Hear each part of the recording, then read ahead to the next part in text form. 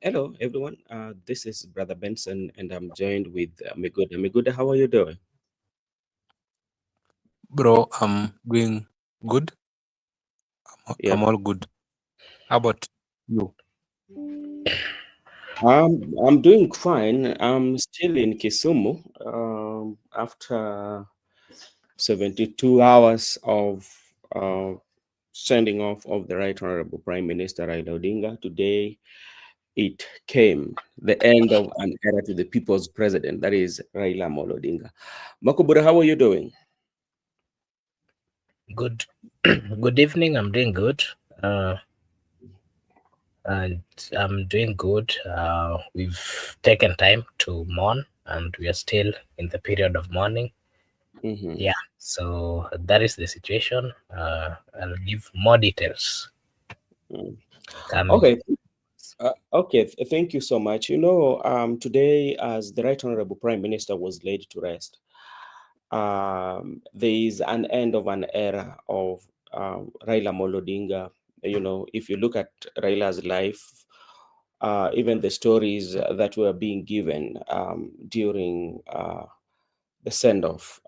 There's a picture that if you listen to what Oburu said, what Mama Ada said, what his children said, what his political leadership, and everybody who was given an opportunity to speak about Raila, each and every one of them spoke quite much differently of him on how they know him. And it tells you that today there was that era of that was coming to an end, and he was going to start another journey. And by him starting another journey, it means even when you look at our political landscape, people are going to start another journey, especially when you look at the ODM, the country, the president, and everybody. It is a new journey. But like what we want to look at, we want to look at the speeches that were being made, because there are quite some of the speeches that we picked, especially despite them being eulogizing Raila as somebody of the great nation, and some of them saying that they want to live and follow the legacy of the Right Honorable Prime Minister Raila Odinga. My question is, even if Raila Odinga was still alive, Raila was fighting for those people to the laws that people should follow, and how should people live. And they did not, up to today, they did not follow them. What makes us believe that all that was said by the leaders, that they're going to make sure that all that Raila started is going to be brought in completion? I'm not very sure. So that is one thing that we will also look at and talk about it. I also picked a situation whereby there was a ODM political undertones in it. Those who still and those who not still supporting the broad-based government. For instance, Edwin Sifuna was very clear. I can remember, and I can also say categorically that when Professor Nyang' Nyong'o, the good governor of Kisumu, when he spoke, he did not mention something about broad-based government. Orengo too did not mention Sifuna. So when you look at the Sifuna, the Orengos, and Nyong'o, they were very, very, very much categorical on what they say, and especially on how their stand has been on the broad-based government. I also look on the other side, especially those who are from ODM, especially the governor of Homa Bay, Dr. James Nikal, and Ledama Olekina. Those were given opportunity to speak, including the CS for energy, Opio and I. You would see there is still that. So, but our question is, will this one put, or will this one still make ODM to stay put and actualize the dreams that Baba has for ODM, or ODM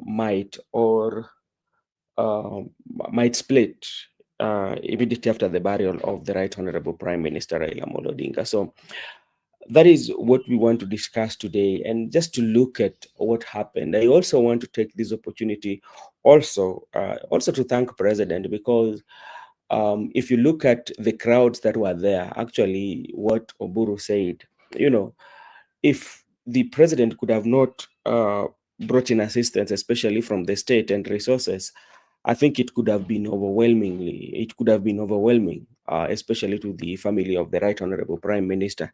The crowd controls, the people who came. Remember when immediately after lowering him down and the flowers, the president left, you see, his supporters actually broke and came where um, his body was lowered until the police had to come and also control the crowd. So, that one. So those are some of the things that we have to look at. And we would say that thank you to Mr. President actually for doing such a wonderful job. Also, we also have to thank the supporters of the Right Honorable Prime Minister Raila Odinga for showing the love they had for Raila Odinga, if you, so not so many people would get such support even in their death, but Raila has proven us wrong, especially in the political field, that sometimes we would give our analysis and say that okay, Raila ameisha kwa ground, but that was now he has proven us that he was still popular, and for sometimes he will still even remain popular in his death. So that is also something that we would want to say. We also saw the political class that was being led by His Excellency Kalonzo Musyoka. When he was given an opportunity to speak, he also recognized members of his opposition team, that is Eugene Wamalwa, Matiang'i, and Martha Karua. Also, he did mention that. So it means everybody was represented in the send-off of the Right Honorable Prime Minister Raila Odinga. Maybe to come to you, Mr. Makobura, what would you say about today's event, especially the speeches and the eulogies that were given by the Right Honorable Prime Minister, family, the Jaramogis, then there's the Prime Minister's family, then also the friends and the political class. Okay. Thank you so much, Thank you so much, Brother Ben. Allow me to say hi to our good friend Barak, who has also joined. And what I can say about today's speech, of course, it was more of a reflection of a life well lived, and more of the stories or the narrations we had were majorly based on the early lives of Raila Amollo Odinga. Of course, it reminded us more on matters of history. It reminded us more on where Raila came from, and the struggles and every bit of his life, all those things that he went through, all those things that he passed through on his way to becoming the enigma of the Kenyan politics, on his way to becoming the Baba of the Republic of Kenya, on his way to becoming the people's president. So I think if you had each and every speaker, they were very specific, giving a detailed narration or a detailed story on the encounters and the interactions they had. They also gave a brief of the extraordinary things that they saw in Raila Amollo Odinga. And that was a good thing, because when you are mourning, you have to always remember part of the lifestyle that was lived by the individual, and that was very categorical. If we start from the family narrating, from the wife narrating all the stories on how they met, the difficulties during the times they met before he started politics, when he got into politics, and the many instances that he argued or had different opinions with the governments in power, the many times that he was arrested, the sufferings that they underwent as a family. When you come to the political side, You listen to his brother narrating their childhood life, starting, Yeah. of course, from the days that they used to go to school, coming again to the many times that they had different views on matters of on certain matters. Not forgetting, of course, when he got into politics and the many difficult decisions he had to make. Not, of course, forgetting again uh, the, the different opinions that he got from his close allies. Not forgetting, of course, the different the abuses or the insults that he got, the many what we call campaigns that he led, and the vigor or the energy that he used, to he applied while he was convincing the people of Kenya Mm-hmm. to stand with him. Of course, not forgetting the famous swearing in, one that really took the people of Kenya with a lot of shock, and not just that, even the people of Africa. Remember, Raila took time, and amidst all the um, rejections and all those kind of things, he went ahead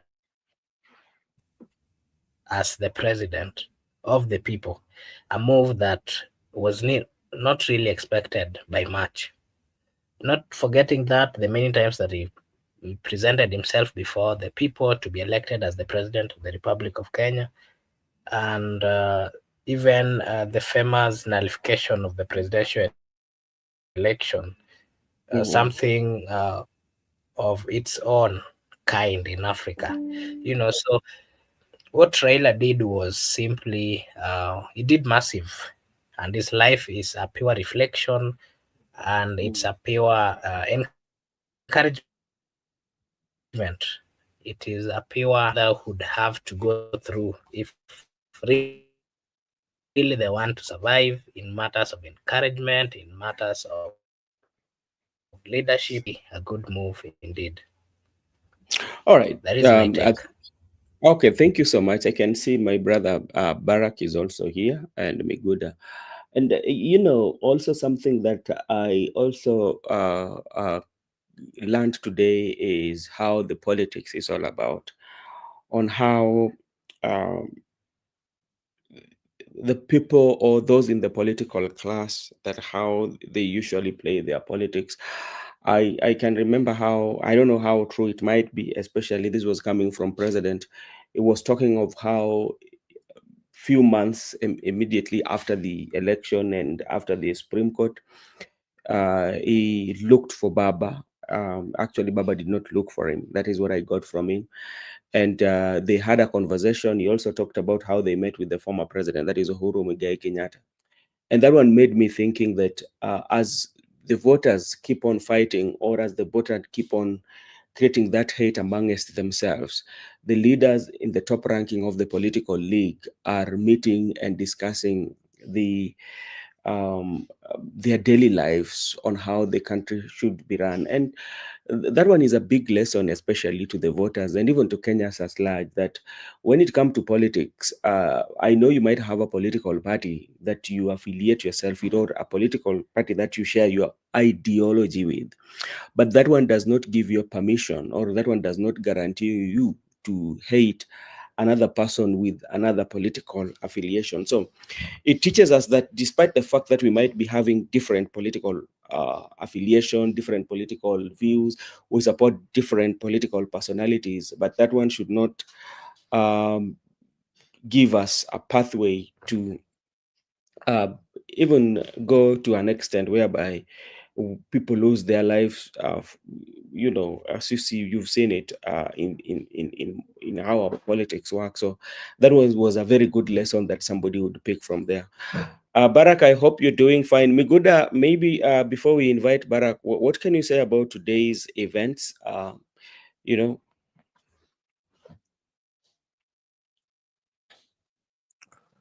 Okay, thank you. What I just want to say, about today's event. First, I want to acknowledge that the former Prime Minister has been granted a great, befitting send-off, an iconic send-off, one of a kind. That's how can I say, because indeed it was good, and that's reflect the stature of an icon.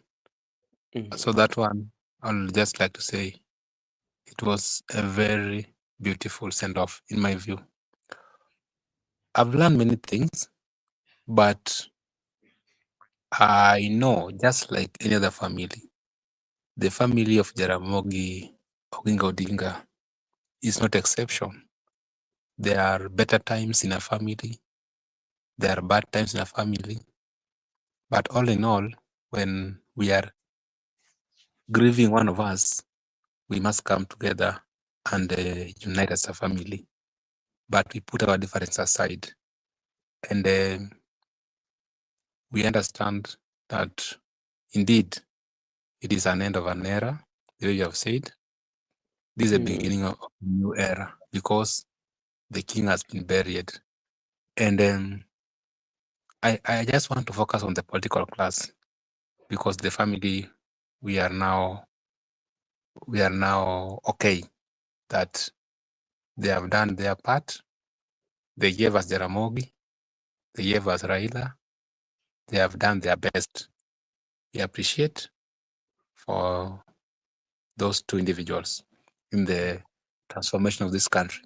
What I want to say about politics, and I just want to say two things. One, a politician might look good in microphone, more so in funerals. A politician might convince you that he's speaking a different language. Remember, these people have been around up to the last Baba breathe. And you remember, what is it that they are going to transform in ODM, which they were not going to transform? No, now we have laid the king to rest. We can now do politics. What is it that they are going to do in that ODM, which they could not do when Baba was alive? The unifying factor was alive. Then you are the people disturbing the unifying factor. When I say that the unifying factor, akaenda. Then now it's dead. So do you think they are going to hold? I don't think so. On the second point, on my first point, I got 2 points. The first point. The second one is, let no one lie to you that if a politician speak today, then you believe him that he's going to do those things. No, there are those people who are just good to speak to people depending on the current situation. If they're the same people we have been in this country, we have been with them, and they have not been doing anything. So they want to lie to us that the fact that they are burying the king, now they are going to change within a millisecond and transform the country. I don't buy that on my personality. I don't care about other people, but for me, I don't buy that. Me, I still understand politicians the way I understand them.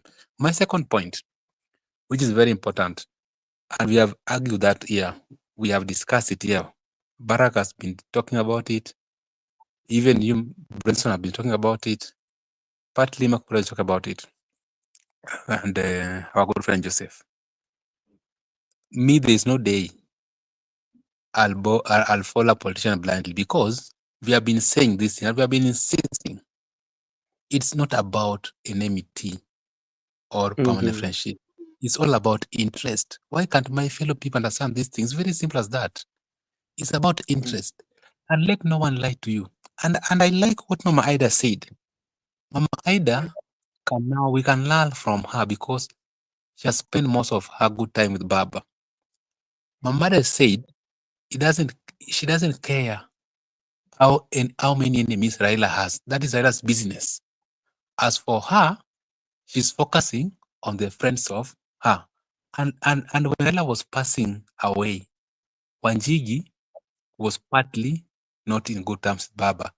But when Baba was being given state presentation at Nyayo, Wanjigi drove Mama Ida with the car to the Nyayo Today I saw Wanjigi. In fact, Wanjigi is part of the family and he has been sitting on the family tent. And remember, Baba was not in good terms politically. So what Mama Ida has taught me as a wife of politician, that it doesn't matter. Don't focus on the public enmity. Focus on the friendship. And that's what Jim Wanjigi has established. Their friendship with Baba, because Wanjigi has not been supporting Ruto. And Baba is in broad-based government.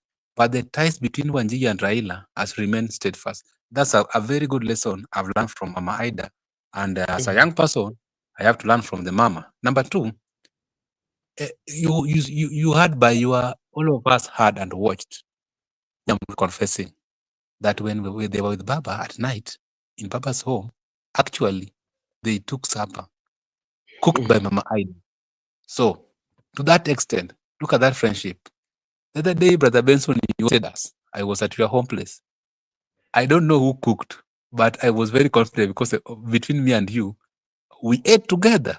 That trust.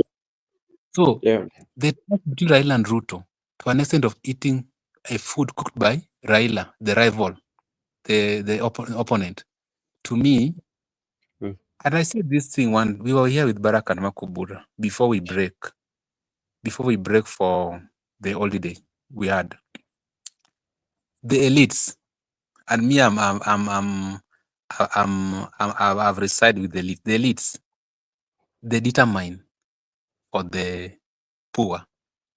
The elites are never enemies. They are friends and they work together. And in fact, they do take advantage that, okay, because you are proposing this bill into parliament, it's going to affect my petroleum business. I'm going to take advantage. I go to the poor to incite them to oppose them, that reject this finance bill. But at personal level, when they meet at their level, they understand what they're doing. So, lastly, I've learned that let no politician drag you into his differences with his opponent. And I like William Ruto on one thing. William Ruto said, once William Ruto said, when he went to visit Baba, he went to Kisumu and said, told people Kisumu, shida ya William Ruto na Baba wachana nayo. Mimi kati yangu na Baba musingilie wananchi. Let us deal with the people. So with the citizens, we should learn, not that each and every time we have these things, then tomorrow you'll find people fighting. You are fighting your fellow citizens because of Ruto, Gachagua. My friend, we are Kenyans. Let's embrace each other. Let's work as a people. Let us not engage. And if people cannot learn from what Mama Ida said and what Ruto said, then I think we have a long way to go. All right. Thank you so much, Mr. Miguda, for the observation that you made. I think all of us now, even Barak is going to assist us also to tell us the observation he made today, especially in the political class and everything that happened. And I was very keen today in what was happening, especially the life of the Right Honorable Prime Minister Raila Odinga. It has confirmed to me, and this is something that we've talked about, on how when you die, or when at that time we pay your last respect, I tell you, everybody will be saying good things about you. Today, in the evening, when the Right Honorable Prime Minister was being given the send off, I did not hear any politician who said anything bad or insult the Right Honorable Prime Minister Raila Odinga. It was all about praises. And this one makes me wonder, why if they know this is what is happening, then why would they just decide to put the Kenyan public in a situation whereby those tensions that's happened between the voters, if they know very well that they're usually in good terms? Everybody today was saying how good Raila was. Nobody even said one thing, that even during his time, Raila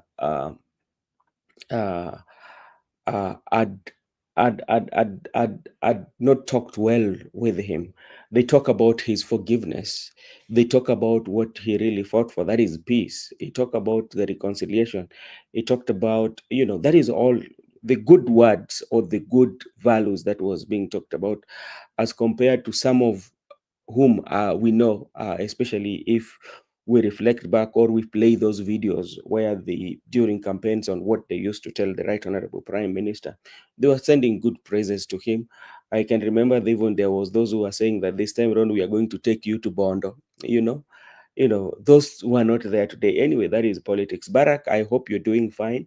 I want you also to at least share with us something that you picked, and we might switch gears for a while, for now, a little bit, and focus on ODM, because I saw, despite all of them putting or showing us that how they are going to make sure that the party that Baba formed for the 20 years that ODM has been there, that they're going to make sure that ODM is going to stay put. And we could see the cracks, deeper cracks than even what we are thinking. So Barak, maybe share with us what you picked, and from there now, when we come again, we are now going to look at the ODM, because that is what is going to be the center of conversation from the time the Right Honorable Body was laid down to rest, going forward. Hey, Brother Ben, Mark, and Miguda, and good evening to all our viewers.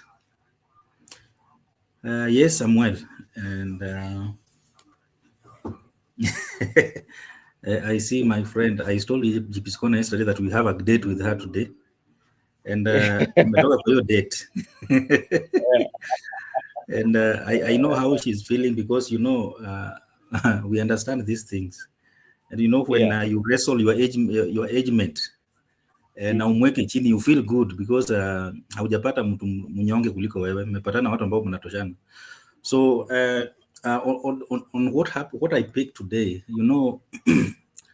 I just emphasizing on what Miguda said. We've said here so many times that and I don't think Kenyans will ever learn, because the problem is not the politician, the problem is the Kenyans. But Kenyan politics is ethnic based and elite driven. Political elite drive politics because it serves their interest. But for them to do that, they have to ensure that it is ethnic based. You divide the people along ethnic line so that you can rule them. Yeah. And as they continue to clash, for example, the people from this ethnic group are seeing the other ethnic group as their enemy, the elites continue to serve their interest. And that's why you could hear Ruto saying categorically that he spoke to Baba about how to move this country from first world to second to third world, from third world to first world. And he also went and spoke to Uhuru Kenyatta, the former president, about the same idea. And they all agreed to do ABCD. These are political elites. Yeah. For them to serve their interest, they must ensure that the people, the masses, are ethnically divided. Yeah. So they will always divide the people so that they can continue ruling them. Because if these people are not divided, they can come together and unite and stop the elites from enjoying the wealth of the country. And that's why just look at these political elites. Look at how wealthy they are. Look at how all of them are billionaires. Yeah. Look at how all of them are traveling in choppers. Yeah. From Nairobi to home, they just bought a chopper. All of them, they have something like an airstrip within their homes. But look at the people that they are leading. Yeah. The people that they are leading, some of them cannot even afford bus fare from where they are to their workplace. They have to trek. They have to go using the Route 11. So this shows you that until when the people of this country will realize that the politics of this country are elite driven, and political elites are always dining behind the tents. As we insult each other on social media, as we call each other names, these guys are always together. They are cutting deals. When they are talking on how to move this country from where it is to the next level, they are cutting deals and how to do business with the state, continue enriching themselves and ensuring that their children and their grandchildren continue to rule and protect their ill-gotten wealth. That's why they are so much into hereditary. When one of them dies, they want the seat to remain in the same family so that they can continue to protect their ill-gotten wealth. And that is why they ensure that the people right now, look at how people are talking about the next kingpin. Look at the leadership of ODM. Anyway, we say that we're going to talk about ODM. So it's these things to be contained within the family, so that they can continue these elite businesses. The children of Uhuru Kenyatta, the children of William Ruto, the children of Raila Odinga, these people, they call each other, Saa ile wanaitana muganga, mtu akitendawili, ule sijui nani, na ikifika jioni wanakunywa uji pamoja. And you people are continue fighting each other. So I think Kenyans are not ready to understand this. Because look at how they interact with each other. Maybe before you continue, it is not the first time that we are getting this, especially from politicians, especially when we are faced with such like events. We always know, but like when we learn as voters that politics is just like any other game that we might do, then after we are done with voting, we can go our ways and keep the friendship. That why do you find that it is the voters themselves that usually get this to the next extent that they create hate amongst themselves? The political elites, they ensure that they divide the vote, the masses along ethnic lines, and they make other communities to look like enemies to their own communities, so that they can continue ruling over those communities. Just take an example of the Western Kenya, the Luhya community. You usually hear them talking about Luhya unity. And when they talk about Luhya unity, everybody has their own, every sub-tribe has their own party. Bukusus wako na Ford Kenya. The other side of Bukusu, wale wa Trans Nzoia wako na DAP. Ukikuja kwa Maragoli, they had their ANC, and the ODM pia iko pale. So you find that they're just telling you that tuungane ndio sisi tuendelee kufanya nini?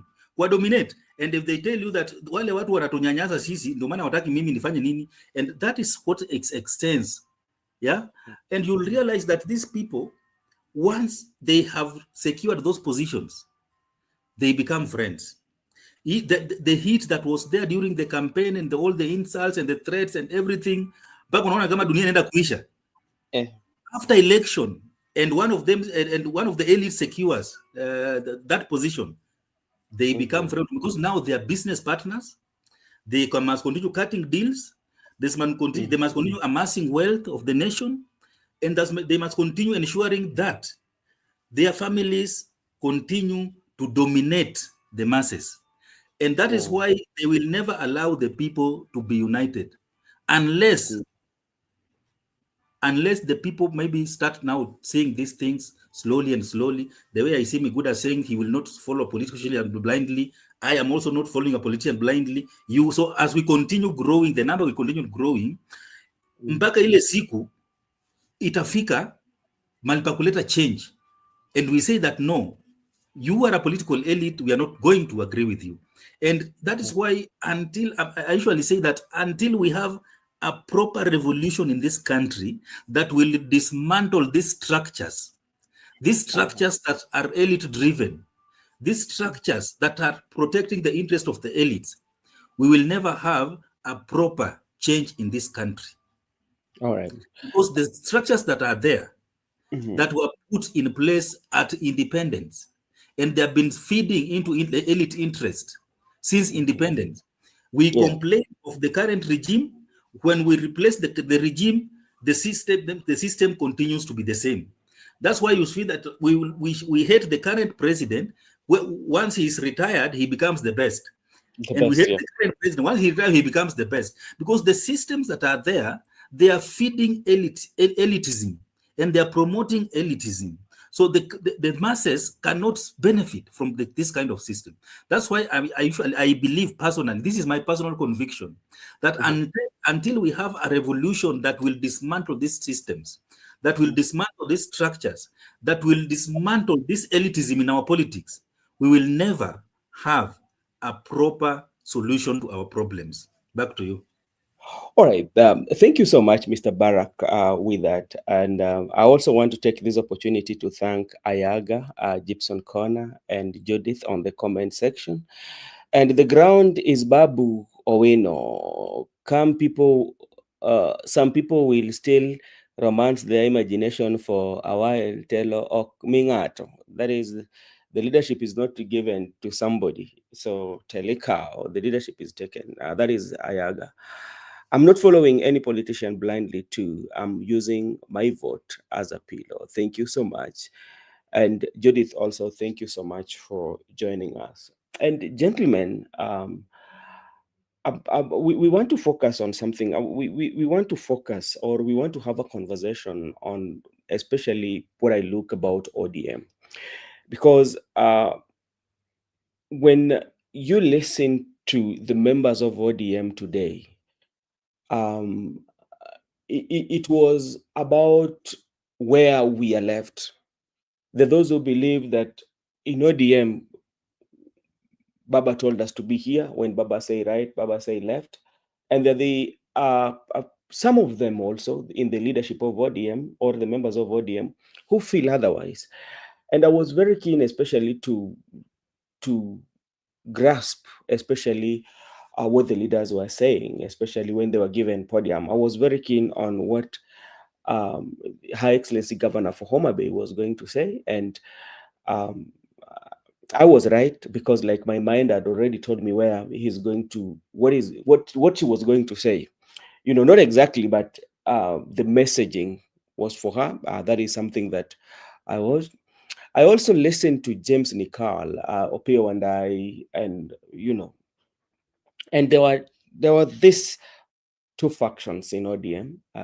When I listened to Nyong'o did not mention anything to do with the broad-based government, but I picked something as we talk about tribe. He was told by the Right Honorable Prime Minister to write a column about the issue of tribe, and he said that the tribe, if I may not quote him rightly, but this was something that was brought by colonization. He said something that Jo Kangane. Jo means people were referred with their tribes, and that was something I picked about Nyong'o. He spoke about Raila briefly, and he did not take long in the podium. I also listened to James Agri Orengo too. Orengo spoke about the Constitution, if you listen to him very keenly, and he did not go into the broad base, but he said that let us not make the gains that Raila has made, or the gains that have been made, especially in our country, to lose them. He also talked about the political parties. If you're right, he asked the president that the president should not kill political party, that which president replied, And I also listened to Edwin Sifuna. The one for Edwin Sifuna, too, was what Sifuna has always stood for in ODM. And as much as they spoke, at the end of their speeches, they promised the ODM fraternity that they're going to make sure that the ODM will stay united. But my question is, how can ODM stay united, yet in the presence when you are laying, or we are giving send-off to the person who had the ideals of that political party, but you're not speaking in one voice? That if you listen to Wanga is speaking about the broad-based government. If you listen to Dr. James Nikal, he's also saying that's where we were left. That is something that also you have to tell me. Then there's also something here that also, let us try to kind of like dissect it. And this idea that we were left in ODM because I'm seeing this division amongst the ODM, that the people who feel like the ODM that we were left at is like this group that were left, especially talk about the Luo. You know, as they speak, they fix that they were left there, so they have to stay there. And Edwin Sifuna said that it is the time that you should listen to the people, because Baba used to listen to the people. So that is what we want to discuss and say that, will ODM stand the test of time that he has for the last 20 years when Baba is not there? Will Oburu, the brother to the Right Honorable Prime Minister Raila Odinga and the good senator of CIM, unite the ODM? You know, and you also listen to the president saying very well that he's not going to allow anybody who wants to bring or will put ODM to go to in the opposition. Then my question is, who decides? Because what is usually deciding, especially when you go for an election, what gives you the presidency or what gives you the administration are the people. How then do you want to tell me that is the president that is going to decide? Say that, oh, you ODM, you're no longer going to be in opposition. How is that one going to work? And the same time we are talking about the legacy of the Right Honorable Prime Minister. Let me start with you, Marco Buram. When you look at what surrounded, especially the leadership of ODM and the way the communication was being done, you would see that there are two parallel sides speaking differently. What would you say about that?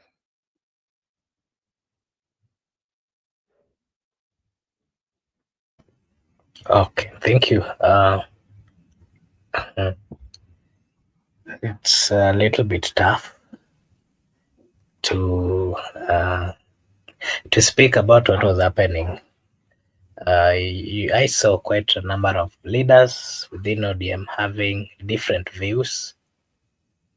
And funny enough, remember, they all had their own version, and they were saying that this is the version that I picked from Raila.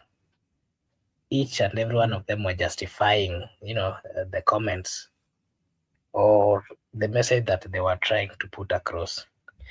But from what I saw, or what I can say, is that there's a group, especially how do we call them? The members who are given the opportunity to serve as the cabinet secretaries, the experts.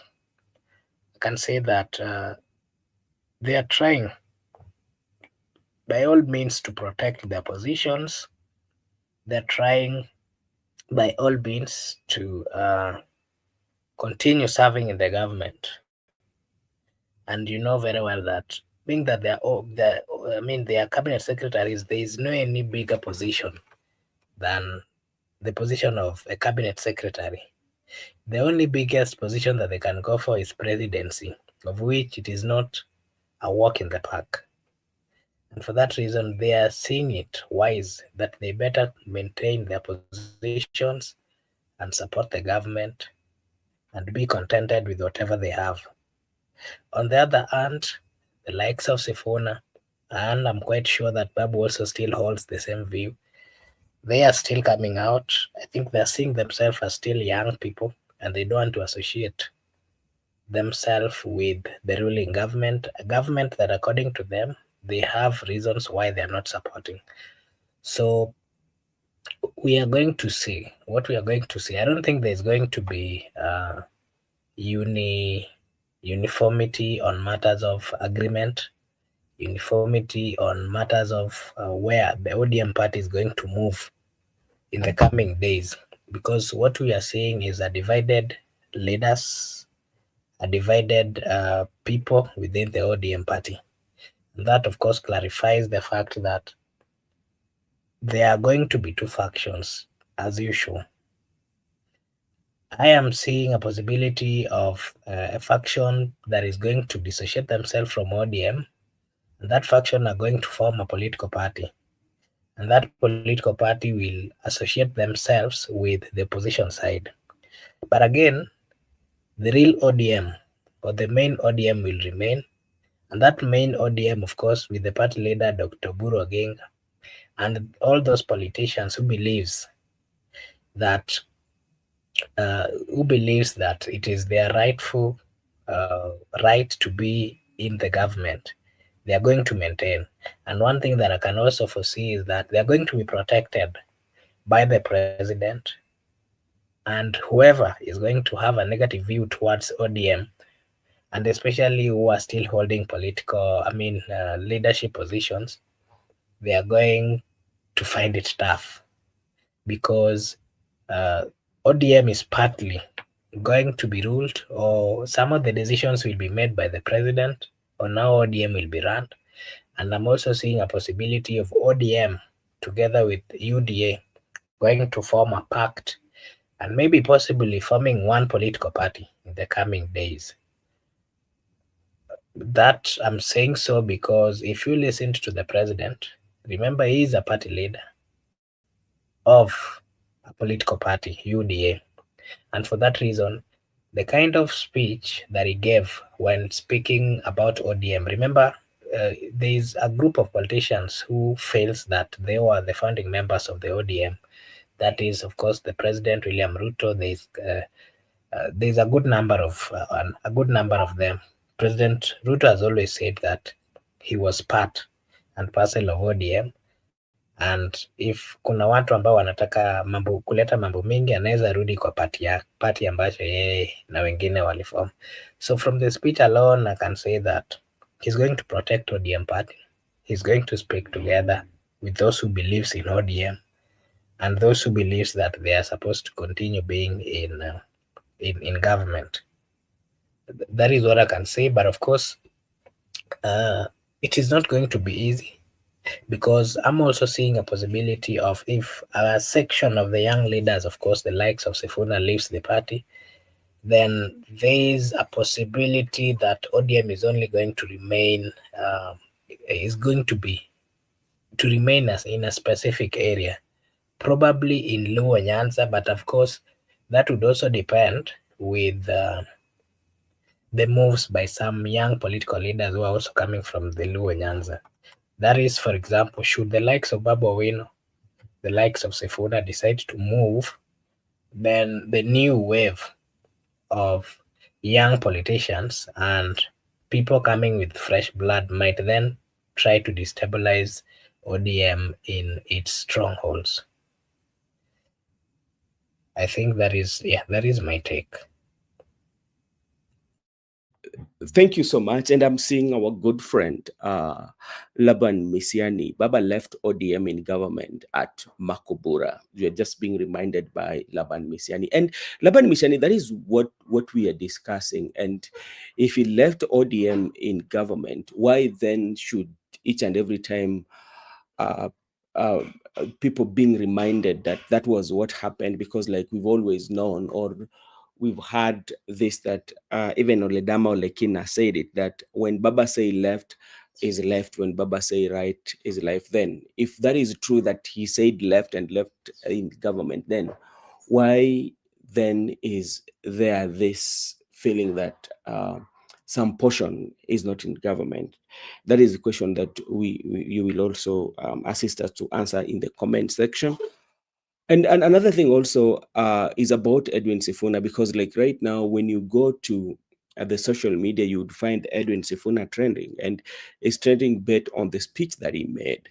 And he even decided to remind people the speech, especially, or the meeting that Baba had, the last meeting that he had, especially, I think it was in Machakos, I think so, about 2027, and Sifuna stood his ground. But now when you go to the social media, like I just saw that Alai wrote some few hours ago that in November, Sifuna will be leaving ODM and they wish him well.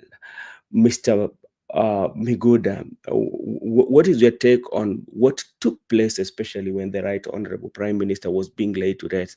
But you would see the division, especially in the party, and I think they could have had like a prior meeting as a party and say that, okay, we know we have this disagreement, that those are in government, and today let's just only have one piece.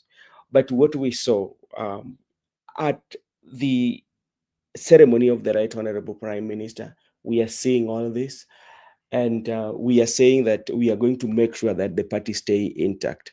Are you seeing them actualizing that? If they could not have even one message, especially as a party during the time when they are uh, giving last tribute to the Right Honorable Prime Minister? Okay, first, I hope people should be clear and people should understand when someone is submitting, so that you don't mistake the panelist. Or I want to say, first, I agree, and it is in the public domain that Baba left ODM in government. That one is undisputed. But also Baba talked. We were in Kenya. Baba said, what Sifuna said. Baba said, who told you that 2027 ODM will not field a candidate? That is what Baba said. Whether you want to twist things, but that is what he said. We watched him say. So Sifuna was just saying what Baba said. But let me tell you, not that I'm supporting Sifuna. First, I want to tell you that politics works in a way that Sifuna will be kicked out. That's a surety. Not that Sifuna is incompetent, but because how they want things to work. And in my opinion, I can just say, if we are discussing about an end of an era, and it is everybody knows this is an end of an era.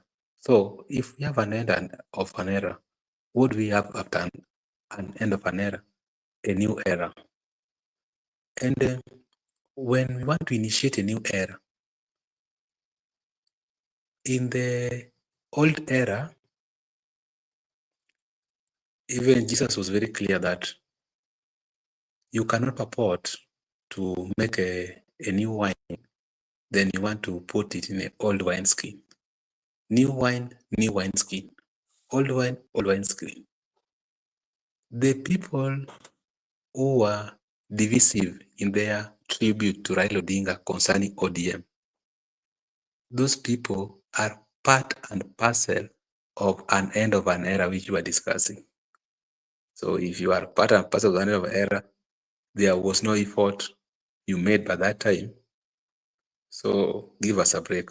What I want to say is that if Baba could have been living today, still people could have not been talking about those issues.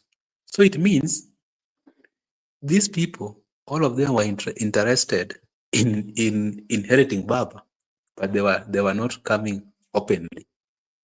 And if that is the case, there are two wise gentlemen who are standing today in that event. James Agri Orengo, Professor Peter Nyang' Nyong'o. They avoid ODM issues. Nyang' Nyong'o was very categoric on how Baba invited him to write a column concerning how we can do away with tribalism. They had a wide conversation. Orengo James was very categoric how Baba's victory was stolen. They avoided the issues of succession. So those two gentlemen are very wise because, like we have discussed with you, Baba was a spirit. Those understand what I'm saying, understand what I'm saying. It is the people who will decide. And I know my people. We know ourselves. The only person who could calm people down, the only person who could decide for the people, the only person who people could suspend their brain to is one Raila Odinga.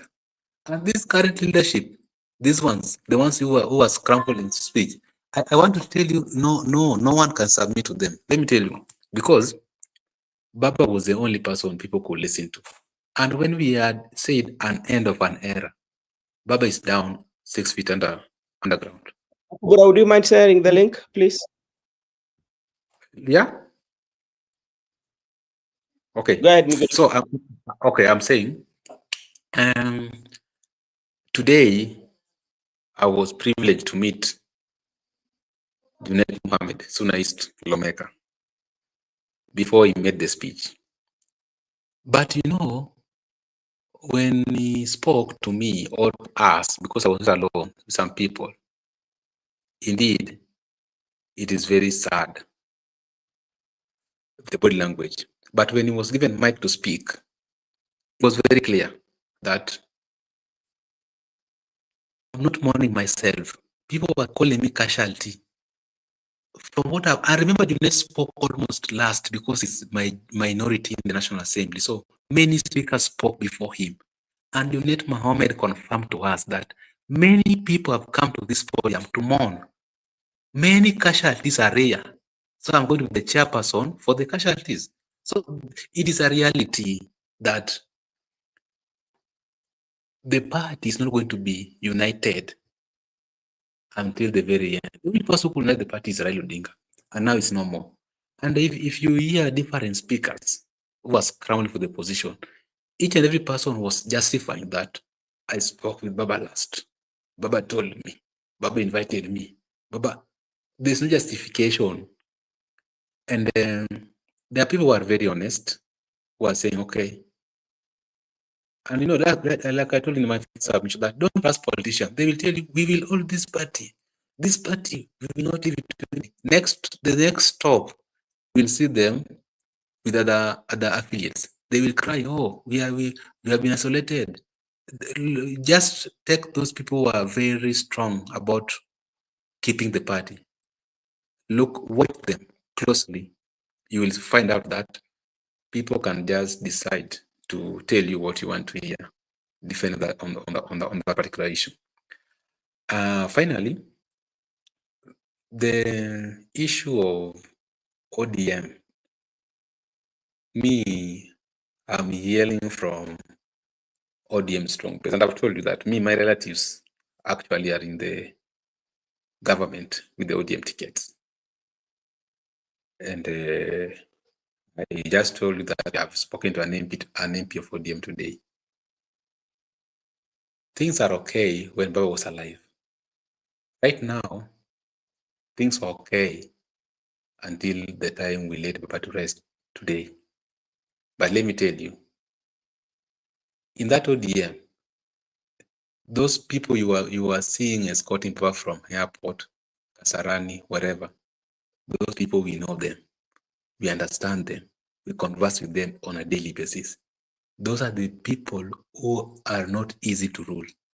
Those people, it is Baba who they take instruction from Baba, and that's how people just say, okay, our general is gone. The new general has to emerge, and you cannot come. And even if you look at the comment section, you know, even right now, before we came to studio, we have had conversation, phone calls across, people have received, we have discussed. So right now we can't anticipate much, but the real thing is the unifying factor is gone. The era has ended. We are not going to get it right the way Jacom used to get it right in that party. There are going to be a lot of issues in that party. And that's why yesterday I was very categorical, and I want to retain my statement. My friend who was seen to be closer to the throne actually is not even closer to it, because it's part and parcel of the old era. So, Brother Benson, I conclude by saying, in my opinion, as an observer, the unifying factor is not there. When he was alive, there were tension of divisive. Now, when he's dead, so we are going to be united when he's dead, but when he was alive, we were unable to unite. So I think that's my statement.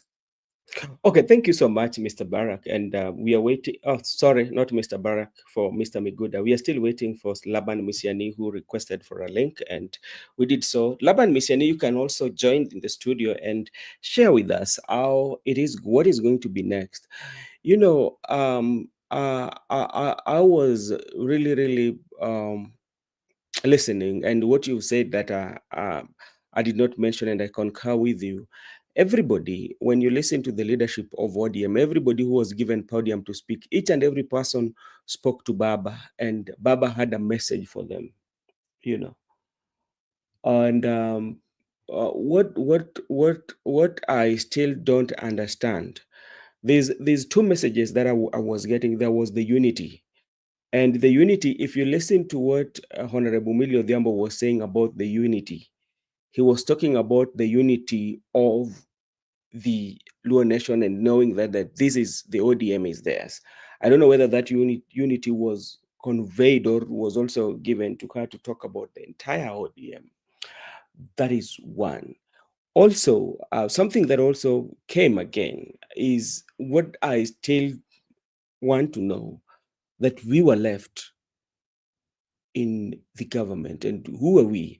And I can categorically say about when President was speaking, he said this. I may not quote him correctly, but this what he said, that he gave Mbadi the ministry. And one of the reason is because if you get from his earlier speeches, he wanted to do something that has never been done. I don't know whether you understand that. So there's an intrigue. There's a messaging that it's so much complex than what we are seeing. There are so many things that are working behind the scenes, that especially concerning the ODM. And my worry is this. When you look at the lifeline of the political parties, especially in our country with prominent persons, immediately the prominent persons exits the political scene, either when they rest or either they leave power. You find that the party also die by them.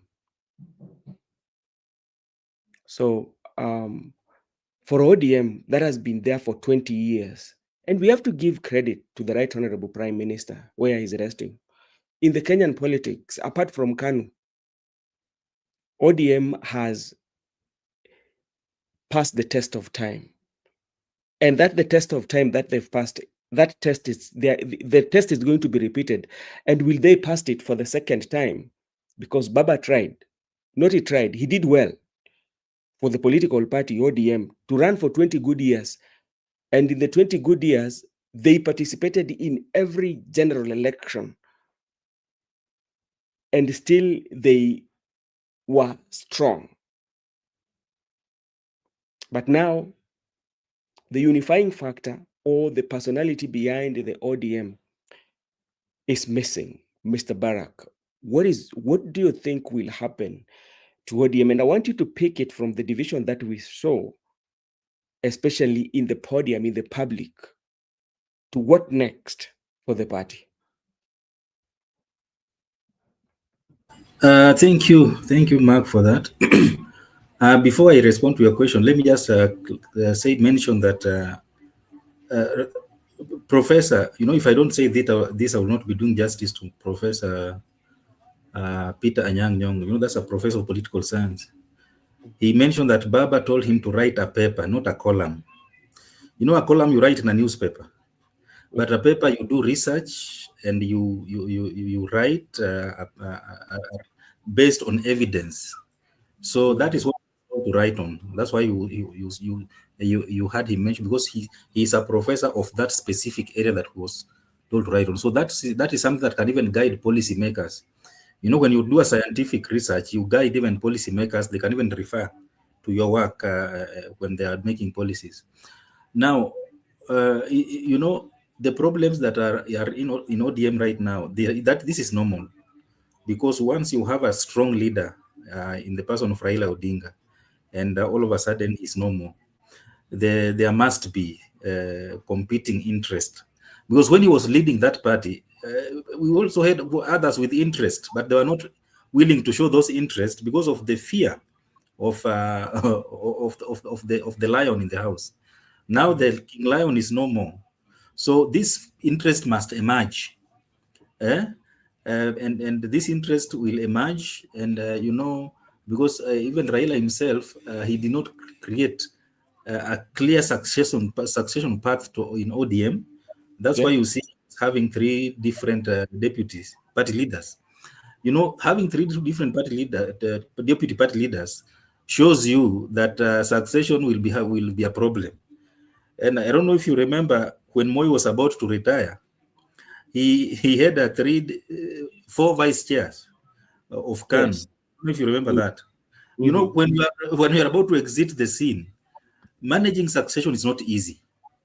Even if you read the Bible, you'll realize that even King David struggled with succession, because when you are a leader and you led people for some time, you develop a bond with so many people that you are leading, to an extent that you are not willing to hurt either of them. So you just allow things to manage themselves in your absence. And I think that is what Raila did, because when he sent part of his team to the broad-based government, and we had a secretary who is vibrant, who is against this idea, he did not really worry. He did not really come out strongly to tell him, now you have to draw the line. So he allowed those two functions to grow within the party. And as a party leader, he did not care, or he did not attempt to bring order to ensure that everybody toes the line, and in the name of saying that we are allowing democracy within ODM, so that everybody can air their opinion. And when we have people who are holding on positions, and that's a very consequential, like the Secretary General, and they are speaking a different language, I think that's a worrying factor. And let me just say that this is very clear. And when we are talking about Marco Bura talked about the young people led by Sifuna. Do you know that Sifuna and Gladys are age mates? So Gladys, the chairperson, is also a young person, because Gladys is 44, Sifuna is 43, Simbarat is 43. So these are age mates. So these are just people who are trying they are interested in trying to emerge because of the absence of the party leader. So from my observation is that when Ruto said that he's not going to allow anybody who's trying to pull the ODM out of government and go and try to play Pata Potea in the opposition, he was very categorical that they're not going to allow anybody who's not supporting broad-based government in ODM. And the intention of putting Oburu Oginga as the party leader, it is very clear. It is to ensure that they deal with these dissenting voices within ODM who are not supporting broad-based government. So ODM is going to divide itself in not even in two, but in several functions. I don't know if you remember Ford. Ford was divided in how many functions? Ford Kenya, Ford Asili, Ford People. And even if you remember, there was a day we had KANU A and KANU B. Yeah. So when a strong leader exits the scene, these are normal issues that usually emerge. So we have ODM Asili, we'll have ODM A, we have ODM Original, because the people who are going to hold on to broad-based government, saying that it is Raila Odinga who brought us here. This is where we are. Mpaka kama watapita 2020 ama waanguke pamoja, watasema at least we stayed with you, but hatukufaulu.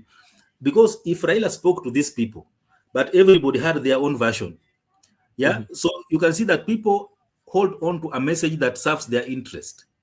It is not. Sifuna believes that the broad-based government does not serve his political interest. Gladys believes that the broad-based government serves her political interest. And Raila spoke to them in one meeting, but they have two different versions of what Raila said. So people are going to come up with theories of their own making, either to justify why they are in broad-based government or to justify why they are not with broad-based government. And you could see that even the deputy party leaders were not even also speaking the same language, because Abdul Samad was very clear that we are in the broad-based government. Yeah. And Arati was blowing cold feet and not even very sure, and saying bado mapambano is not mapambano ni nini hasemi, and is a governor who is serving his first term in office. And Ososi was also there, anasema alikuwa na baba mara Oserena mara kwake mara wapi, na hasemi exactly aliambiwa ni broad based government ama sio broad. So you see that even these deputy party leaders, they are not really sure of where they will be heading if things get worse in ODM. So the clarion call was that tutashikilia hii chama isimame imara. Tutashikilia hii chama if my interests are being served. If my interests are not being served, then nitasema hii chama imefanya ABCD, that is why tumeamua kufanya nini? Kujitenga. But wataenda kuform another thing that resembles ODM to continue perpetuating that they are advocating the aspirations of the late Raila Odinga. So this party, because of the leader that has been put in place, it is very categorical the direction they are going to take. And you know, appointing Odinga was not just a coincidence. It was strategic. And also to manage the interest of those who are serving in the cabinet. You know, Mbadi, if you listen to Mbadi, he was a real politician who is eyeing something we know ODM. But since he's serving in the cabinet, he's not allowed to hold any political position. But he's positioning himself as someone who can challenge to be a Luo leader, if you listen to his speech carefully. So the battle to succeed Raila Odinga as the leader of the Luo leader is going to claim so many casualties, according to me, because it is not going to be easy. And even in 2027 election, we will not have a clear leader as a Luo community. Yeah, it's going to go beyond 2027. Yes. Okay, Barak. And maybe before I leave you, I want you also to touch on the acting capacity of Honorable Oburu Odinga. And you know, every time when such decision is being made, the Secretary General of the party must be there during that meeting when the NEC, majority of the times we know that. But you know, the acting of Oburu Odinga, this was made when Baba was embarking from India, when he had not even reached Kenya, and like the NEC decided to have a seat and have this meeting and decide that Oburu is going to be the acting capacity. And to my surprise also, remember the one day when Baba was just about to arrive, that was on Saturday, he said that he immediately after the burial of Raila, they will call a NEC meeting and ratify. And if he says that, and remember when they were being appointed to go as experts, one of the requirements was that they were not going to be politicians. They were going to be experts, you know, and even they resign and say that they're not members of ODM, you know. But now what we see is that they're coming in forcefully, like Kwanda is coming in forcefully. I saw you saw the energy and the voltage at which he was speaking at, you know. Do you still have hope that despite all this that is going to happen, Sifuna will fight back, or he will just decide to leave? Because it's going to be the first casualty. That is something I'm convinced beyond a reasonable doubt. Yes, before there's something, there's a misconception that we have. I think this many people are not clear about this. Cabinet secretaries are members of political parties, but they're not supposed to hold positions in those parties. Okay. Yeah, the constitution forbids them from holding leadership positions. But in terms of membership, they are members of political parties. So these guys resign from holding leadership position in the party, but they're still members. And that is why you remember when Kindiki was appointed the deputy president, people asking question, how comes he is appointed? He's not a member of political party. They are actually members, but they are not holding leader, because the constitution says you should not be holding a leadership in any political party. But in terms of membership, they are. So when I said that we will, you know, when say we, he's not a member of NEC, because NEC are leaders of the political party, top leaders. And even I think I mentioned here yesterday that even these guys, they convened NEC without Secretary General, because Sifuna had gone to India to bring back Raila Odinga home. So in that NEC meeting, Sifuna was not there. Yeah. So that's why I'm telling you this was just as it was strategic, Mm. because they knew that with the in the with the when they meet with SG, in the presence of SG, he might bring some complication that they are not willing to consider. So that's why, because you know, Oburu has always been a staunch supporter of Ambassador broad-based government. is Yes. ambassador of this government. Yeah, so that means that the party automatically has been a broad-based government political party. So that is why those who are not towing that line, they are going to disembark from ODM, and they will form their own, and not, and I can they will even be more than two different groups. Because I think Simbarati, if Matiang'i gets vice as a presidential candidate, I can assure you, Arati will be in that, in the side of Fred Matiang'i. If Matiang'i becomes a presidential candidate, there's no way Arati will be out of that arrangement. And if you look at Ososi, he's also having a soft spot for Sifuna. So if Sifuna ditches ODM, I can see also Ososi doing the same, because in the name of the Luya community, we are being marginalized within this arrangement. And if you listen to Professor, Professor Nyong is the one who brought Sifuna in ODM to Raila and suggested that he be made a secretary general. And if you see him, the way he avoided ODM politics, and I don't know if you saw when they were heading to India, there was a journalist who called Professor to ask him questions. He told him, just talk to Sifuna. It's like Professor has a soft spot for Sifuna. And because of the Odinga's Odingaism in ODM, he might not really like it when they throw out Sifuna. So, and remember, Professor also going to retire. He's having his last term. So there are so many antics within ODM that only time will tell how it's going to break in different pieces. But for them saying that we are going to ensure that ODM holds together, that's just, it is very easy to say that when you are sending when you are arresting the party leader. But in reality, it's going to be very challenging, because even leadership, Babu Wino wants to become the leader, and he is not willing to get out of ODM. So what happens? He will try to challenge the leadership of ODM. Then once he fails, he will get now a valid reason to decamp, the way Raila did with Ford Kenya.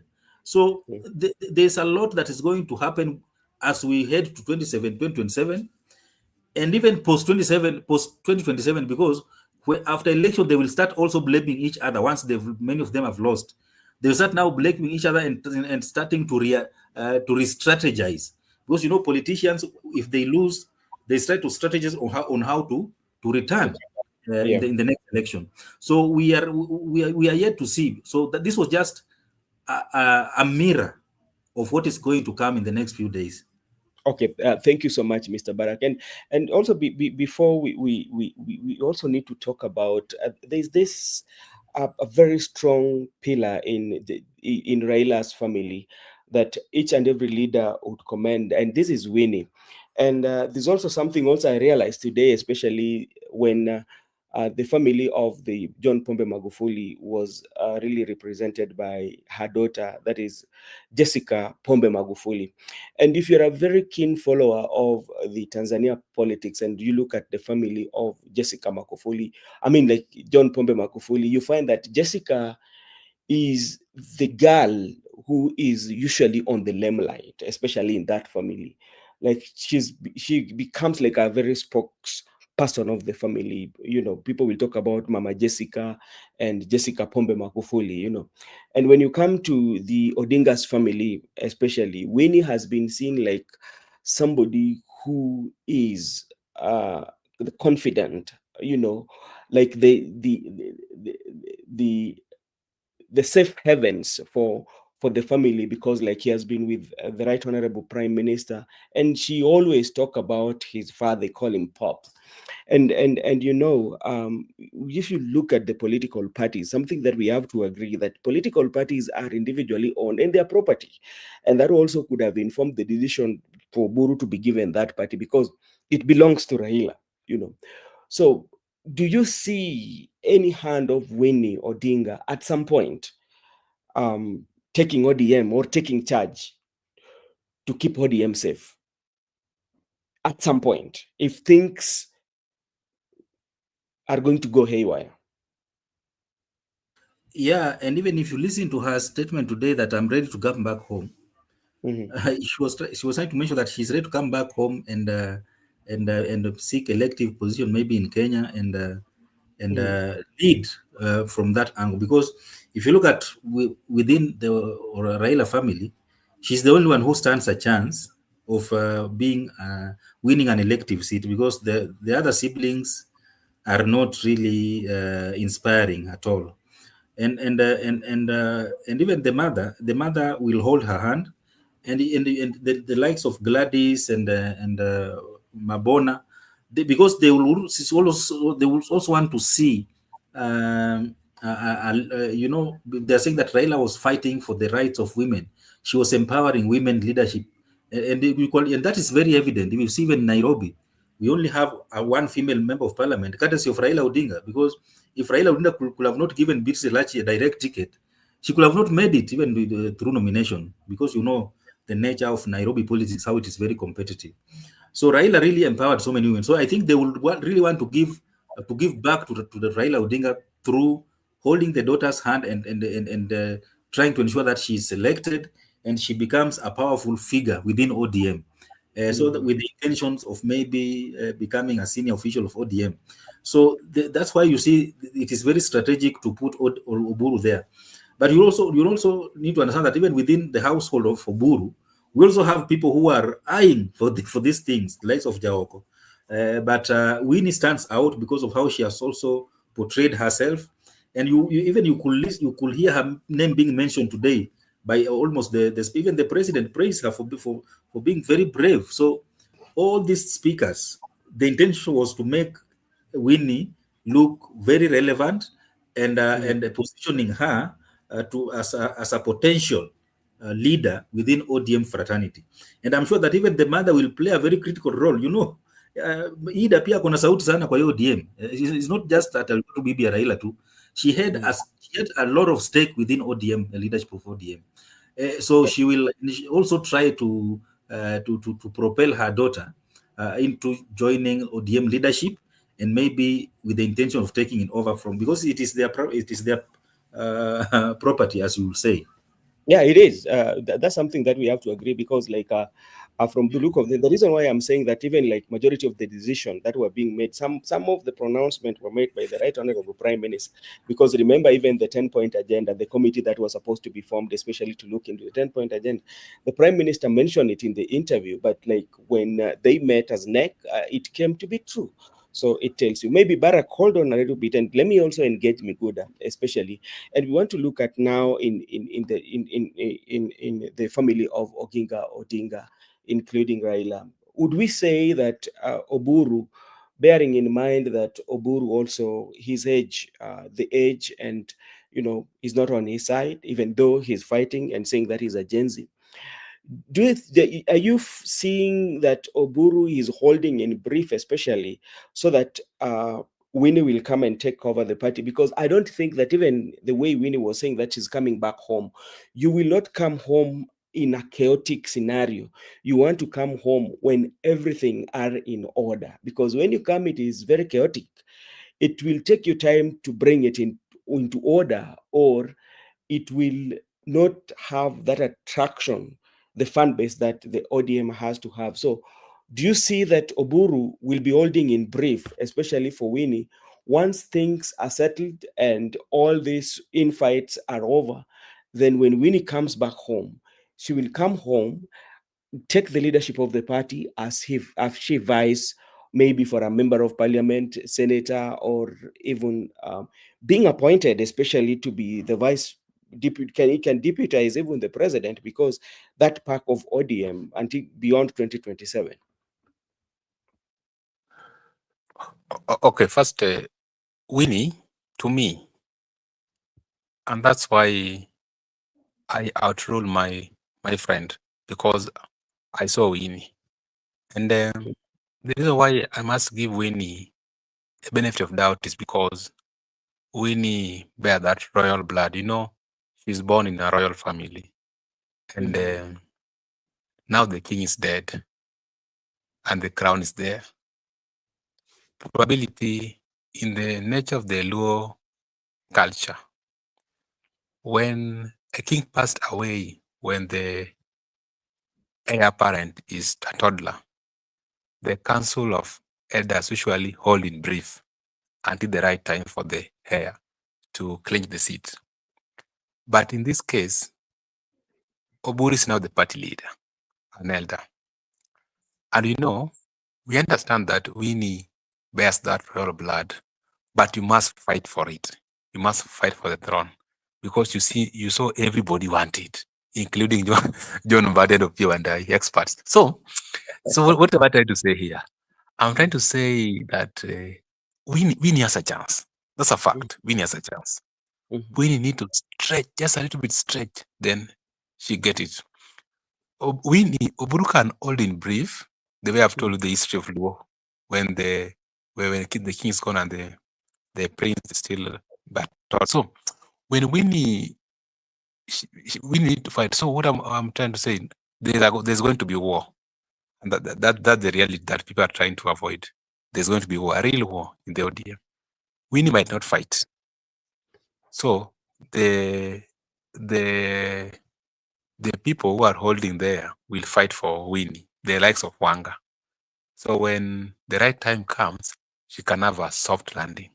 That one can be strategic because they understand the main thing. And I just want to say one thing. You know, when it comes to issues with the succession, if you want to succeed, Winnie, she's young, in my view. Winnie can take the next generation into leadership, the next generation, because of the age. And even people like Makobra who want to join politics, their age. People like Makobura can easily work with Winnie, but not John Mbadi, but not Opio and I, but not Uburu. So when Winnie comes into play, she can take away the younger generation towards leadership. That's why I'm giving her a benefit of doubt, because even me from where may go there. Okay. You talked about young generation. Do you foresee a situation whereby we have younger generation in ODM, as Barack also had mentioned about Wanga, Sifuna, and Babu Owino, and he comes and put them into order and say, okay, we need to change the ideology and bring the new face into the party. Do you foresee that one happening? I foresee that one happening, but I've given an example whereby someone is holding for in brief Oburu Odinga, and is holding in brief with the so-called young people like Wanga and Sifuna. And I've given an example whereby people are going to fight for this thing. So after we have fought, the strongest person will emerge. So we can say maybe they want the daughter or the girl not to engage into this war because it's going to be a very tough war. And they want her to get a soft landing. And there are people, let me tell you one thing with this ODM, some people do not know. That there are people in that ODM, and ODM is very complicated. There's a certain war you can be fought in that party. You will not see the people fighting you, but utaenda. What happened to Ababu Namwamba? There's a certain wing in that party, so-called the ones of Joasten Odiwuor. Not the one for Odiwuor Ongwen. I don't know how it is being called. There are so many. There's NEC, there's Central Committee, but there's another one for Odiwuor Ongwen and other people. Those people, they understand that if you are a threat to the status quo, you will go. And if the status quo settles on Winnie, the so-called young one you are mentioning, people like Sifuna and Wanga, they have to exit. So what I was trying to say is that, in my view, why I am giving Winnie a benefit of doubt is because if the fact of hereditary because we have been part of that system. We can say now it is an end of era. Even Jaramogi died, it was an end of an era. But we have been into that hereditary structure. And in case of any emergence of a person from that family, Winnie stand a chance amongst the other people. And if not Winnie, let me tell you one thing here. Me, I'm part of the community. I'm able to feel and I'm able to get who can be. Even if you are able to feel, you understand it is the so-called spirit. So if it is not Winnie, maybe we have an extension. If it must come from, I'm not saying that it must come, but in case it will go back there. I saw some people, the young people, the Gen Z. There were some, I saw like three people, three boys. They reflect that spirit. But amongst the sons here, amongst the kids of Raila Odinga, I can say Winnie stand a chance. And if you look at the Oburu's family, Jaoko is coming a little bit. But there's some young grandchildren there. I saw them. They can stand a chance. In case it will go back to Odinga family. But because sometimes things happen, an era can end and we have a new era. A new era can emerge from somewhere else. We are yet to refer. But as currently, what we are seeing and what we can discuss, the daughter stand a chance because of the circumstances surrounding the succession of the king. Okay. All right. Thank you so much, Miguda, for that. And it's a conversation that we will be continue having. And Makobura, let me also engage you, and maybe you can let me know, because for quite some times we've always seen, I can call it the arrogancy, especially from ODM members, when it comes to especially talking to people like Sifuna. They would say that Sifuna is a bukusu, there's nothing that you can do, enda huko form party yako. You see that such like comments usually comes. If that one continues, do you see ODM having that outlook of the nationality? Okay, it's the Constitution of the Republic of Kenya is very clear, and of course the political acts. I mean the political party acts also are very clear that whenever you're forming a political party, it should be a party having the views, of course, that are representing what the Constitution of the Republic of Kenya talks about. It does not allow for or speaks about having a political party that is ethnic based or tribal based. For that reason, I think those people are coming with the narrative that, oh, Sifuna or so and so is from a certain region, they're not supposed to speak. I don't think that is a good, discussion or a good thing to say, because political parties should have a national look. National look means that it should have people coming from different areas, people coming from different regions, having different views, and that, of course, is what the Constitution also acknowledges. To me, if we have a narrative similar to the ones that you've just spoken about, then it is one that should not be allowed. Because if then every tribe or every region starts having their own political parties, then we will not really get to a point where all of us, the people of Kenya, have always wanted to get to. Yes, having many political parties is a good thing because we have what we call multi-partyism. But again, the political parties should be ones which are advocating for the views of the people, one that is inclusive, a political party that bring people together, people coming from different cultures, from different regions, making them reason and to come up with solutions, of course, which are going to assist the entire people of Kenya. And that is my view. If the likes of Sifuna, for example, with the mentioning that we are seeing from certain members of ODM that he is from a certain region, he should then leave if he has a divergent opinion, to me, that is one thing that I don't advocate for, because that coming together of people having different views is what really makes a country. In Kenya, we have quite a number of people, tribes or culture, and that is what really defines us.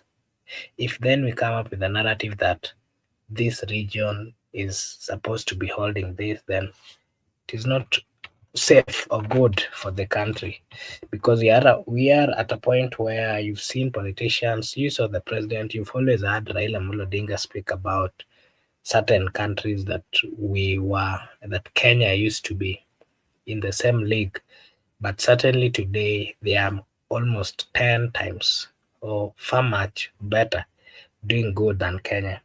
It's if you look at those countries and try to look at what they did good or better, then you'll realize that they did not focus on tribe, they did not focus on region, but they focused on something that was going to assist them as a country. ODM might have serious problems with this narrative, because there is a group of people who feel that they are more into ODM than others. And that is a wrong mentality or a wrong thought. Because the moment they start reasoning that ODM is, for example, a Luo political party or a Nyanza political party, then ODM will be getting into its deathbed. Remember, ODM is a party that is respected and has followers across the entire 47 counties, as much as it does not have strong grounds in certain counties, but again, it has what we call a good support in the entire region. So people coming with this type of thinking are not doing good for ODM, because it is a party, of course, that has been advocating for the rights of the people across the entire region of the Republic of Kenya. It is a party that has partly fought for what we call democracy that is being enjoyed across the entire counties or regions of the Republic of Kenya. And that is how ODM should be. It should be an inclusive party, a party that is, welcoming and understanding the views of others. It is not wrong for people to have divergent opinion, but the best thing or the good thing is they should be listened to. And upon listening to them, you should look at whether their points are making sense, whether their points are points which are going to save the party or not. That is what I can say. But again, there's also a question that Brother Barak and Mikuda did talk about, specifically on who then might come and take over the party. Yeah, we understand, unfortunately, that Kenyan political parties are like businesses, private businesses, and we've always seen what we call political party leaders having a bigger say in these political parties and everything that, and all the operations of the political party. And for that reason, what we've always seen, based on that narrative, we can say that the ODM party has been Raila Amollo Odinga's business. And if we go then with the narrative that we've always seen in the Republic of Kenya, then there is a possibility. Currently, we are seeing, of course, the acting party leader is Dr. Odinga, the brother to the late Raila Amollo Odinga. That is a sign that they still have what we call a huge investment in it, and they cannot just leave it anyhowly. And again, based on the comments that I was seeing and the uploads that Winnie Odinga was receiving, I'm quite sure that she's also being prepared for a big position within the party, and not just within the party, in the Republic of Kenya, because we've always seen again political friendship among the political class, where if I become a governor, I'll look for my friends and I'll give them or nominate them as CCs. This is one of the things that we've always seen in the Republic of Kenya. And again, I can categorically say here that the family of Raila Amollo Odinga, or the Odinga family, will continue. We will continue to hear about them. We will continue to hear them in the political limelight, holding political seats, holding political positions like cabinet secretaries, PS, and all those, because the political class has, brought what we call, they do remember each other, and is one thing that we have always witnessed as a people. That is what I can say about that same topic. Unless Migoda, you have anything to add on that, or Barak?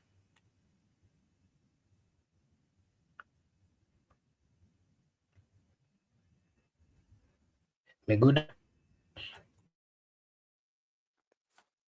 Oh, I think I've talked about that issue, and I just want to say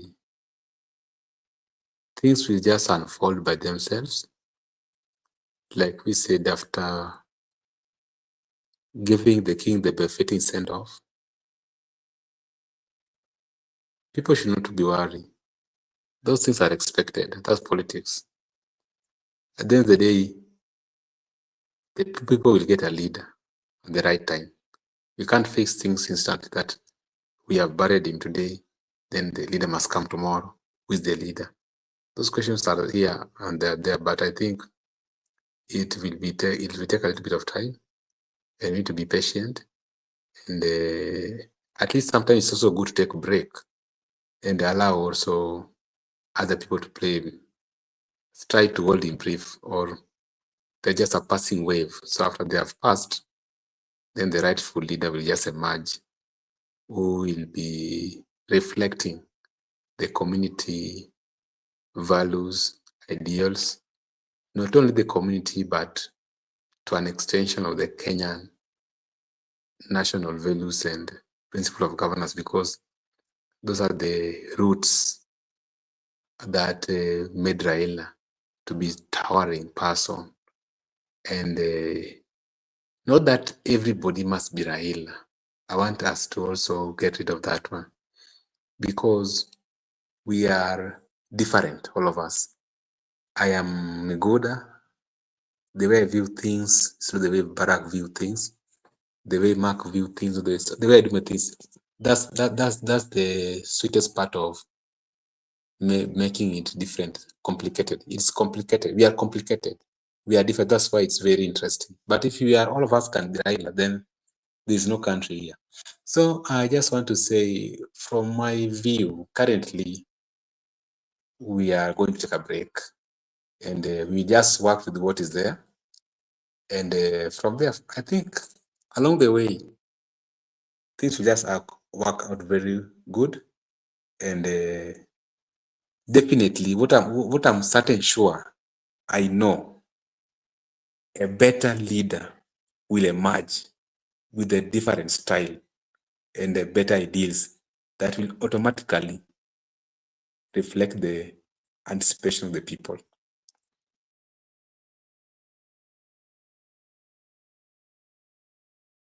Okay, thank you so much. Maybe my last question, Mr. Barak, is what is your take on the speech that was made by Uhuru Muigai Kenyatta about Raila Amollo Odinga? Remember, towards 2022, we saw, after the handshake, a close relationship between Uhuru Kenyatta and Raila Amollo Odinga, where they used to call each other brother, brother, brother. And of course, the other day you saw them have a conversation. The other day you saw Uhuru say that they were so close. And not just that. Again, you can also give us your comment on Kalonzo Musyoka, who has always stood by Raila around 4 times as he's been vying for presidency. Yesterday was not given a chance, but today, you saw the comments of the people in the social media. Today was given a chance, and as he has always, he did take a few minutes and he eulogized his friend, a man that he had always been his running mate 4 times. You can give us your take on those two, and then you can give us your final remarks, Mr. Barak. And then Migude will also come give us his take on Kalonzo Musyoka's comment and the former President Uhuru Kenyatta's comment and his final remarks. Barak. Mark, umemwongezea zingine mbili. Amekuwa running mate 4 times. Kalonzo was a running mate for 2 times, 2013 and 2017. 2022 alikuwa Martha Karua. So, politicians work with one another to safeguard their interest. You remember in 2007 when Kalonzo worked with Kibaki to safeguard his interest, and he became the vice president, denying Raila the chance to become the president. And when his interest was raised to work with Raila, he worked with him in 2013 and 2017. So I don't know why people are making it a big deal that he has been standing with Raila, but Raila has never won election with him anyway. So it was, well, I think Uhuru did not say much. He said that he talked at Nyayo Stadium on Thursday. No, on Friday. Yeah, on Friday. So he was just he said that he will not repeat, but he spoke well as a statesman. Time was far much spent, and he just eulogized Raila Odinga being his friend. There were so many speeches in that funeral that were poking holes on so many souls, so many hearts. Remember Orengo talking about election being stolen in 2017. That was a direct attack to Uhuru Kenyatta, speaking about those who opposed the constitution. That was a direct attack to William Ruto. So those speeches, they were being released like missiles. And remember Orengo saying that we have also men who are not supposed to be wearing trousers. He was just referring to Will Kalonzo for disappearing during the Raila swearing in. So those speeches were being released, directed to specific individuals. If you are aware of the Kenyan political landscape, you will realize whom this person is talking about. So that could have made them a little bit not comfortable. Because sometimes when someone is talking about you in a funeral, and that that you did something that was not good to the deceased. So I think he spoke well, very short. The way Gypsy Kona is saying it, inaitwanga short, precise and concise. So there was nothing hidden. There was no political message. Ruto's speech was full of politics and full of, like, he was selling a manifesto. He was campaigning. He was politicking. He was looking for allies. So Uhuru, it was just concise and precise. It is good that they gave Kalonzo a chance to eulogize Raila and Pierre Roy Tulie. I was just impressed the way alikatiza hiyo safari yake ya ng'ambo akarudi. That was good. You give it to him. So when someone wasemanga mgala muue na haki yake mpe. When someone does something good, just give it to them. The way we are saying, Ruto has done a great honor to Raila Odinga by giving him a state funeral. That is the best thing that could have happened, and we give it to him. And when Raila died, remember Kalonzo has just arrived in London for his 10 days tour or trip, but he was there only for 2 days. Then he came back. So when someone does something that is you can see a sacrifice in it, you can give it to him. So that was well. And I just want to say that even though we are looking forward to ODM stabilizing and having being a strong political party, and being the Luo people getting a new leader who will unite the people and maybe lead them in the new political dispensation. I just hope that we will not have a scenario where we have another dictatorship within the Luo community. Raila now has rested, and we know the history of ODM, how they've been treating people within the Luo Nyanza, how they've been dishing out party tickets to loyals and not performers, and that has really affected the development trajectory of the Luo community. So if the Luo people can be free to vote for their leaders without party dictating to them whom to vote for, I think that will be a great thing to happen, so that people are voted based on competence. When people cry about kingpin, they just want to continue riding on the shoulders of the so-called kingpin, so that they can continue being lazing around their responsibilities and failing to offer leadership and development where they are being elected, because they will be knowing that now we have a new kingship, a kingpin will just be riding on his shoulders, and that should not happen again. People must be competent, and everybody should stand a chance to be elected. If you look at like the Western region, you can see leaders emerging, people that were not known at all, but because of that freedom to choose whoever you want, the leaders emerging. Even if you look at other regions, people have been emerging in leadership. People who have no background at all, but because of they've proven that they have the capacity to lead, wanapata hiyo opportunity. But if you look at Luo Nyanza, we've had people who have been there, people who have been holding on to the kingpin so that they can continue riding on his shoulder, wapate his positions. But if you look at their track record, they have nothing to show off.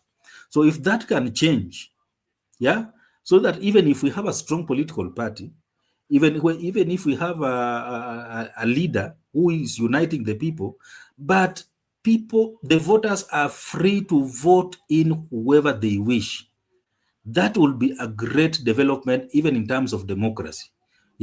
So that we will not be having a party that dictates to the voters that you must vote for this person, you must vote for this person, and you dish out nomination free tickets, to direct nomination ticket to people who are not competent enough to lead, and so that even the Luo community also enjoy the development that we are seeing in other parts of the country. And these people who are talking about kingpin, they just want to continue benefiting from incompetence leadership, because that is what they are used to. So change is here. Let's embrace change, but let us not rush into kingpin issue, because we want to continue entertaining incompetent leaders in parliament, in county governments, at the expense of development of the Luo region. So this is a very, very critical moment that people should reflect on, so that if there are issues that were not going right in the previous era, people can start now correcting them. Because we know Raila was a human being. He had his own flaws also. He was a human being with flaws, but we've been mourning him, focusing on the positive things that he did. But now on the negative things, now we can start discussing going forward, so that we can also open our eyes and not fall victim of the things that were not right under the ODM for the last 20 years in the Luo Nyanza region. So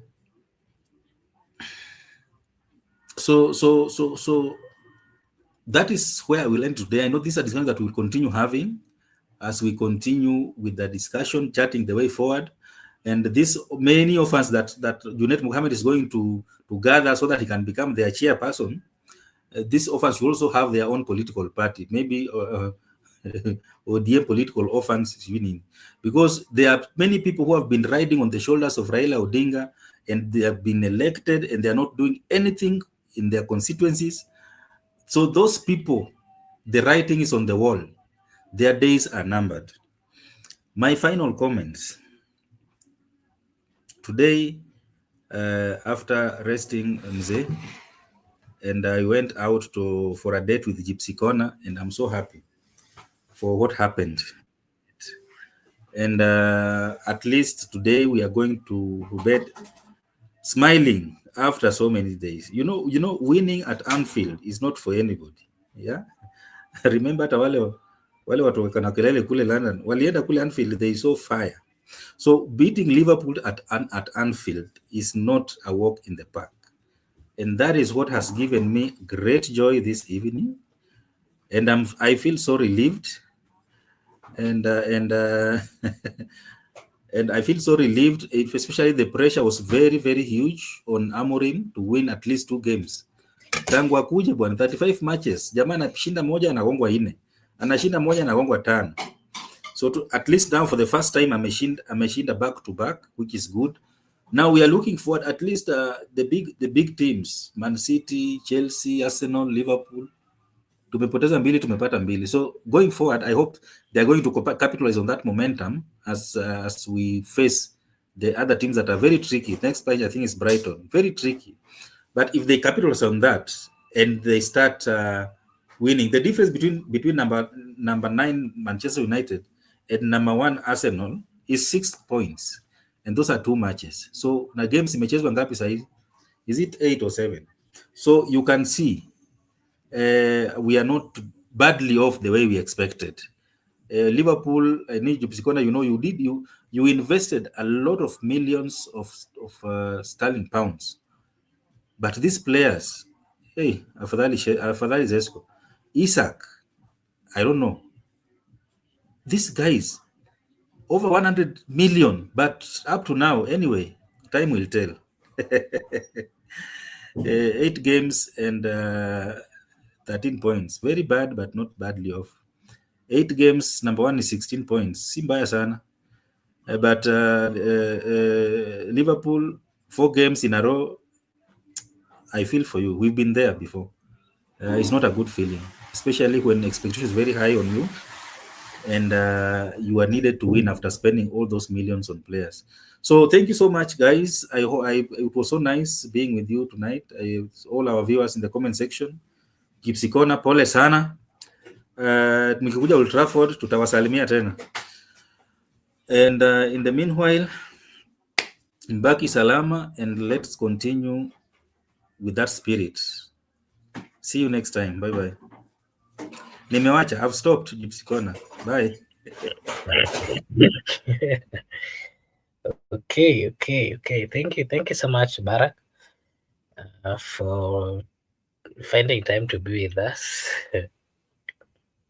and for giving us your opinion. We really appreciate. To our viewers, this is Baba Benson Media. Here we say that your opinion counts.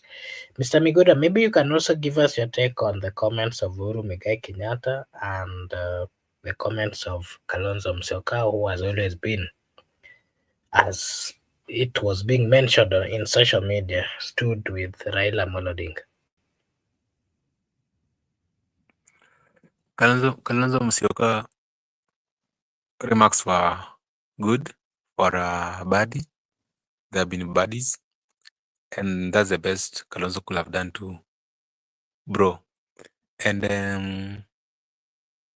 Uhuru Muigai Kenyatta, to me, Uhuru Muigai Kenyatta has demonstrated that there is a brother from another mother. And even when Ruto left, and look at the way he dressed today. Yes, he was just on a casual. And when Ruto left, he remained behind with the Dr. Odinga at the graveside, witnessing the final rites of his brother and friend. Uhuru, big up. I can just give Uhuru big up. And let me tell you one thing. There is no need of hating other people or tribalism. We should stop tribalism, because if the Luo community are embracing Uhuru Kenyatta and Jimmy Wanjigi, and some people are saying, let us not embrace Gachagua. Let me just give you an example. What's the difference? they're just from Mount Kenya. So you see the way these things are very tricky. Politics. Don't be misused by politicians. Love one another, one nation, one people.